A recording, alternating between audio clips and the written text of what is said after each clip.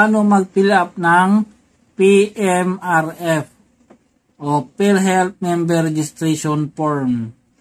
Halimbawa guys ay may papalitan kang details. Ito yung pipilapan mo. Okay, halimbawa kung alam mo yung PhilHealth identification number mo, lalagay mo rito. Okay? Tapos kung anong purpose mo, registration ba or updating my amendment. Ikisan mo yung updating or amendment dito, next. Tapos pagdating dito guys, ilagay mo yung last name mo, yung first name mo, middle name. Dito kung mayroon kang junior. Mother's maiden name, yung pangalan ng nanay mo nung dalaga pa siya. Verbo yung apelyido niya, Panchita yung pangalan niya, Garcia yung middle name niya. So, ganon. Pag hindi naintindihan guys, meron tayong vlog dyan sa ating channel. Spouse.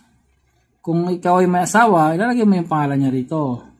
Last name, first name, middle name. Ibig sabihin niyan guys, asawa. Mayroong may asawa if married. Ito yung birth date mo, ilalagay mo rin. Yung lugar kung saan ka pinanganak. Kung mayroon kang Philippine ID, ilagay mo rito. Kung mayroon kang TIN ID, ilagay mo rin. Kung wala naman, okay lang kasi optional lang naman yan. Pagdating dito sa kasarinlan, male kung lalaki, female pag babae. Sa civil status, single kung ikaw ay walang asawa, married kung ikaw ay may asawa at kasal. Legally separated kung kayo ay hiwalay. Kung annulled or widower. Widower kung namatay na yung asawa. Citizenship, Filipino. Kung foreigner ka, di chika mo yung foreigner. Kung dual citizen, di chika mo yung dual citizen. Okay. Dito naman sa permanent home address, ilagay nyo yung address nyo dyan. Sa sample lang to Huwag mong kakalimutan ilagay yung phone number niyo kung meron, kung wala naman, cellphone number lang. Okay? Kung pares lang naman yung address nyo dito pala guys, lagyan mo ng same as above. Pero kung magkaiba, sulatan ninyo. Tapos declaration of dependent. Ilagay mo yung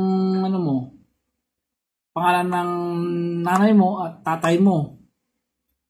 Nanay mo, tatay mo, yan. Mothers, fathers. At yung birth date, lalagay mo. Citizenship, lalagay mo rin. Tapos dito naman sa member type. Ikaw ay employed bilang private. Ikisan mo. Kaya chikan.